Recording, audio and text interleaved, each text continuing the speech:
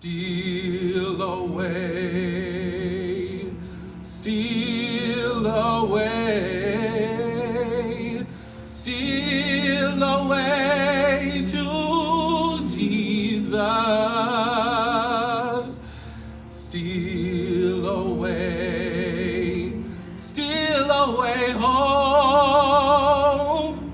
I ain't got long to stay here.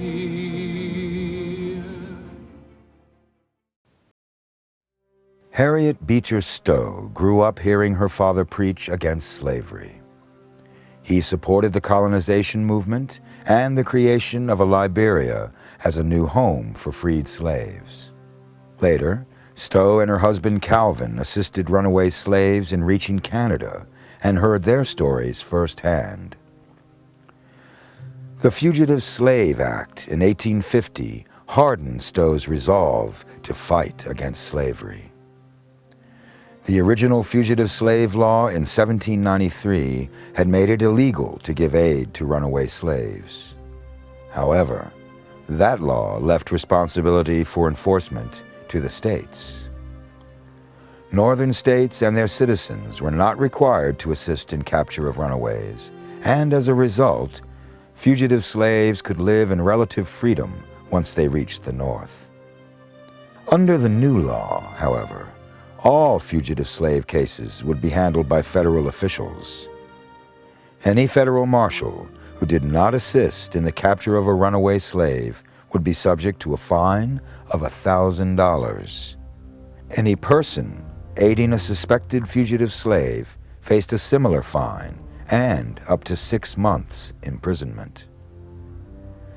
The only evidence needed for the arrest of an accused runaway was the sworn testimony of the alleged owner. Accused runaways could not receive a trial or testify on their behalf. Not surprisingly, it is believed that many free blacks were caught up in this act, captured by agents working for Southern planters and unable to offer a word in their own defense. Also unsurprisingly, this law outraged abolitionists such as Harriet Beecher Stowe. Stowe was infuriated, believing the law sought to make her complicit in an immoral system. Her sister-in-law, Isabella Porter Beecher, wrote to Stowe, "If I could use a pen like you, Hattie, I would write something that would show the entire world what an accursed thing slavery is." Stowe, already a writer, resolved to do just that. The result was successful beyond anyone's expectations. Written in 1851 as a serial story published in the anti-slavery newspaper The National Era, Uncle Tom's Cabin was collected and sold as a book in 1852.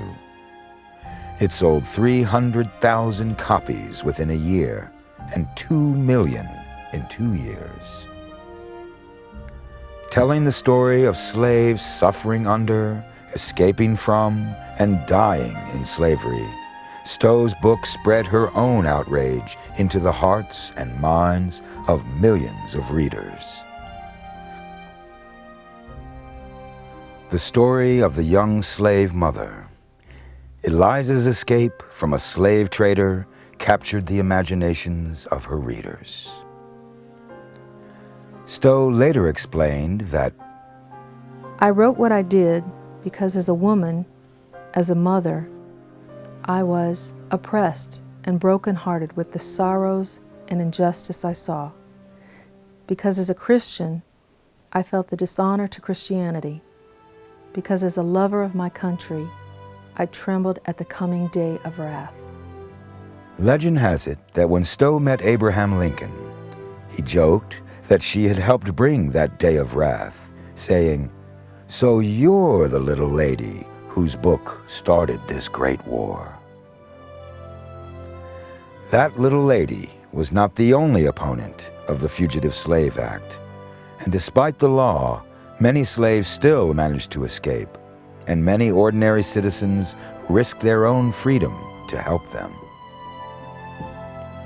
The slave Henry Brown found a white store owner in Richmond, Virginia, who was willing to help him with a daring plan of escape. One day, when I was at work, my thoughts were eagerly feasting upon the idea of freedom. I felt my soul called out to heaven and breathed a prayer to the Almighty God that He would lend me His aid in bursting my fetters asunder. In a box, and getting myself conveyed as dry goods to a free state. The box which I had procured was 3 feet 1 inch wide, 2 feet 6 inches high, and 2 feet wide.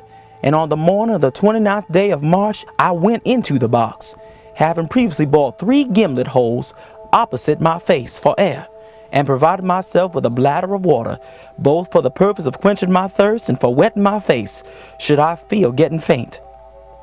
I took the gimlet also with me, in order that I might bore holes if I found I had not sufficient air. Being thus equipped for the battle of liberty, my friends nailed down the lid and had me conveyed to the express office.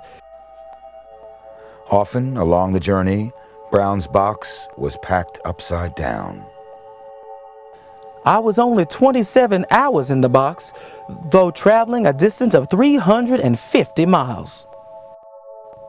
Of course, the Underground Railroad did not actually involve tickets or trains. Begun in the early 1800s, the so-called railroad was most active in the final decade before the Civil War. Free blacks, former slaves, and white abolitionists worked together to aid slaves who had escaped their masters and sought freedom in the northern states or Canada. Exact numbers are impossible to determine, but some estimate as many as 100,000 slaves were carried to freedom on the railroad. More conservative estimates suggest that about 1,000 slaves a year were freed. The most famous conductor of the Underground Railroad was Harriet Tubman. Born a slave in Maryland in 1822, Harriet's first major stand in defense of other slaves was in her early teens. While on errands for her master, she met another slave who was away from his plantation without permission. The slave's overseer shouted for Harriet to help restrain the other slave, but she refused. The overseer hurled a heavy object at the escaping slave, but he missed his target and instead struck Tubman a serious blow on the head. She would suffer from the injury for the rest of her life, experiencing seizures and collapsing into unconsciousness. In 1849, Tubman's owner died, and she feared that she and her family would be sold apart from each other. She escaped, using the Underground Railroad's network of agents to help her reach Pennsylvania and freedom. She was overjoyed to be free, but soon began to miss her family.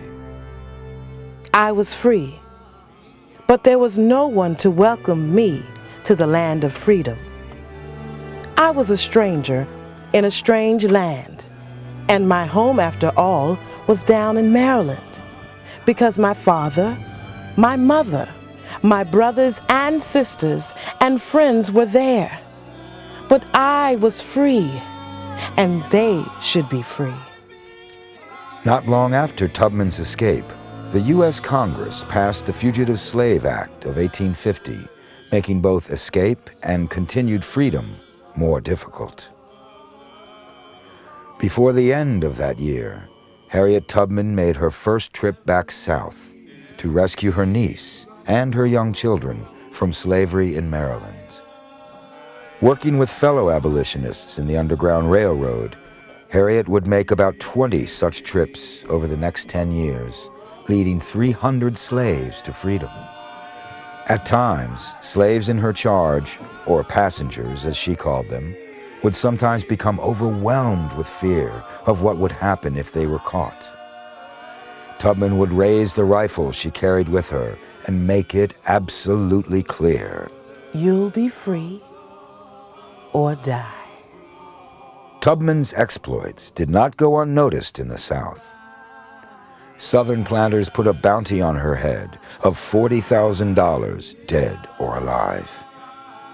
But no one was ever able to collect that reward. Harriet Tubman became friends with many of the great abolitionists of the day, including William Lloyd Garrison, who dubbed her Moses Tubman, and John Brown, whose deadly raid on Harper's Ferry in 1859 would be one of the final steps on the way to civil war. Tubman conferred with Brown as he made his fateful plans and provided what assistance she could in raising men for the assault. She did not join in the raid itself, most likely due to being bedridden by her old head injury. Once the Civil War began, Tubman's efforts on behalf of freedom continued. She served first as a nurse, then as scout to Union troops in South Carolina.